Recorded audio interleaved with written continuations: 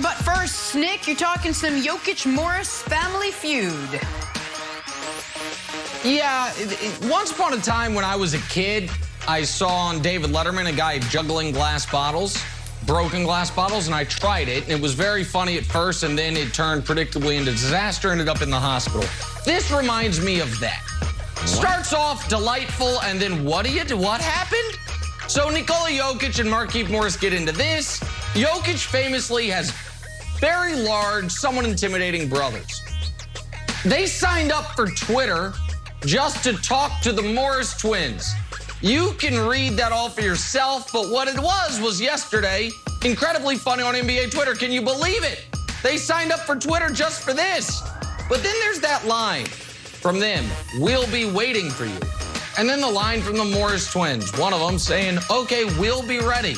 And then there's the report that the Jokic brothers have bought tickets for the next Nuggets Heat game.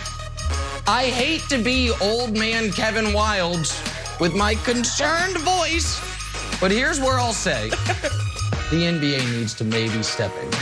Because this can go from funny, quirky, to an, I say, international incident like that. So I'm not one for the adults in the room to come in and say, "Calm down, young fellas." But we might need Stan Kroenke with the Nuggets, Mickey Arison with the Heat, Adam Silver to quietly call these guys individually and say, "Hey, this can only end terribly."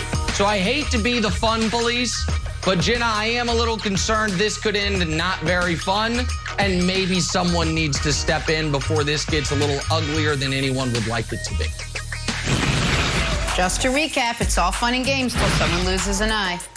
So there's a lovely security guard, guys, who works at my kid's school, and we're going to call him Alvin. And on the first day of school, Alvin pulled me aside, this is no joke, and he says, "You tell Nick the Warriors are the team to beat this year." And I said, "But the Lakers play in the NBA, and Nick, LeBron, and Lakers, you watch our show. I'm not sure he's going to take well to that." He said, "All right, wait a few weeks, and then when I'm right, you go back and you tell him." I said, "Okay." So, Nick, here you go. The Warriors at 9-1, best record in the NBA. First in points, first in defense, first in threes, first in assists, first in Alvin's heart. You know, now that I'm saying this out loud to you, and now that I feel like the tension between us, I wonder if when he said, "Tell Nick," that was like a rhetorical tell Nick, like, "Haha, tell Nick the Warriors are the best," and not actually saying it on national television. That was my bad. So you know what? No, forget I said anything. I'm sure the Lakers at 6-5 in 8th place out west with LeBron out indefinitely are going to be just fine. You stick with the Lakers. Forget what Alvin said. Just forget everything Alvin said. I'm sorry I said anything. What? Just ask Alvin. Ask Alvin if he can point Chris Mullin out of the lineup, or if he's like every Warriors fan I know front running the last 5 years. Enough of Alvin. I've heard enough of Alvin. Tell Alvin to go stick his takes in a hat I understand. somewhere. Don't need his Johnny-come-lately Warriors nonsense. I need Alvin right in front of that school. Hey, good news, everybody. The running back point guard battle that you've been longing for is happening. Darren Williams is going to fight Frank Gore. And if you see the tagline here, it says, "One will fall." Well, can I tell you something?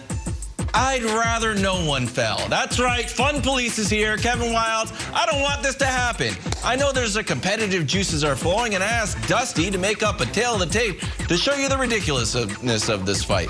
5'9" versus 6'3". That's all right. The weight's about the same. How about the career stats? Well, we got 83 yards per game for Frank Gore. We got 16 points for Darren Williams. We got 99 touchdowns. We got 8 assists. Why is that on there? Because it makes no sense. Now, I talked to Greg in the break, and Greg said, you know, it's a competitive drive. As a former athlete, it's an individual sport. I get it. But as a current fan, Kevin Wildes, I don't want to see anyone get Nate Robinson'd. I just don't. I have nice memories of Darren Williams. I have nice memory of Frank Gore.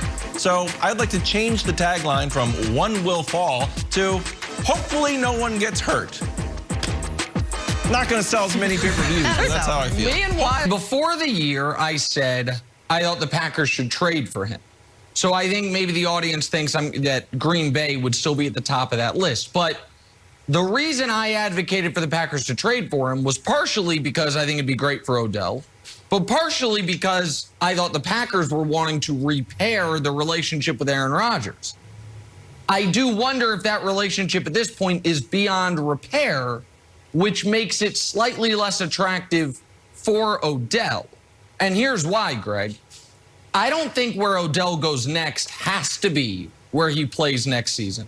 But I think ideally it would be that Odell is going to go somewhere, it's going to work, he's going to get on the same page with a quarterback, a coordinator, a coach, and then he can sign a longer-term contract this offseason. If you're Odell, there are massive questions about who is going to be the quarterback in Green Bay next year. And Green Bay is not attractive at all if Jordan Love's the quarterback and Aaron Rodgers isn't. There also is, and nobody has mentioned this, Greg, there is this factor that has to be acknowledged. Wherever Odell goes, that team technically would be able to franchise tag him after the season. And therefore, he wouldn't, like, if Aaron leaves, if Devontae leaves, if Odell plays great, maybe the Packers would be like, hey, we need Jordan Love to have best chance to succeed. And then Odell is in the same position he's found himself in previously, which is like, you got to be kidding me. I want to be with the top flight quarterback.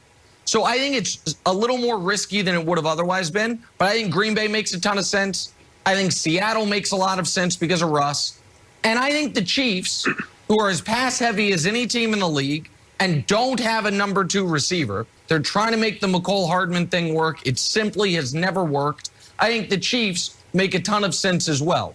I've advocated for Kansas City. If Seattle was in a better playoff position, I would advocate for them secondarily. And third would be Rodgers and the Packers, with the caveat of I'd be concerned that it would be a 9-game plus the playoffs thing, or 8 games, and then he would be looking for a new home once again.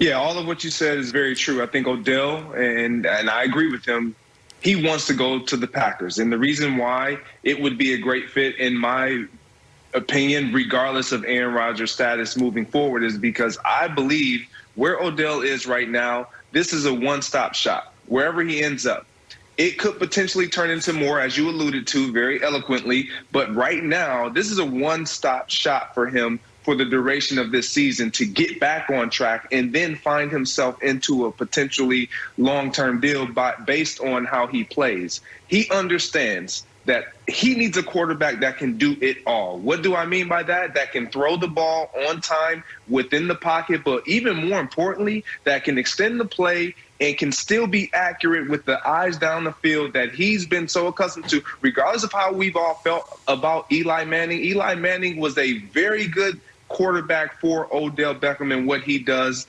very well. He is the one of the few, and this is going to sound a little different because I don't know if people understand this, he's the one of the few off-script wide receivers in the league that's his game. That's how right. He thrives. Meaning, when the play breaks down, he's going to get open and he's going to burst on the scene with some crazy, spectacular play because he finds a way to separate and make that big play. On script, on timing, Odell has never really been heralded as one of the best route runners in the game. And that's what the struggle, I believe, was all along in Cleveland, and then the inaccuracy sometimes when Baker Mayfield got outside the pocket. That's why it didn't work with Baker.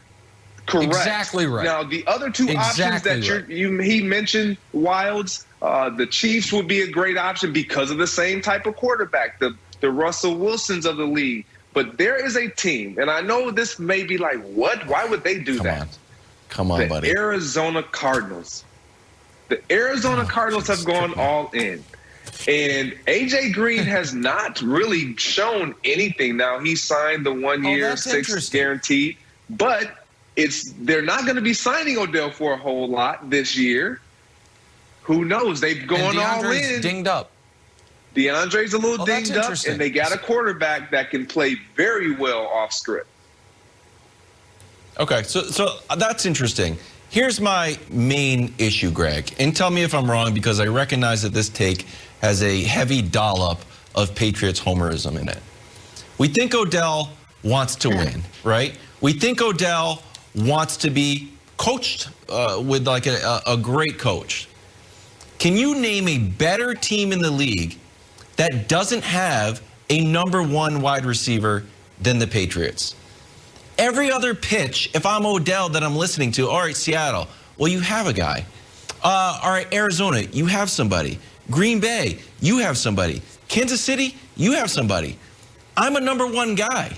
So why am I signing up to be the number 2 guy, and some points maybe the number 3 guy, when I can go to New England, I can follow the Randy Moss model, and be the number 1 guy?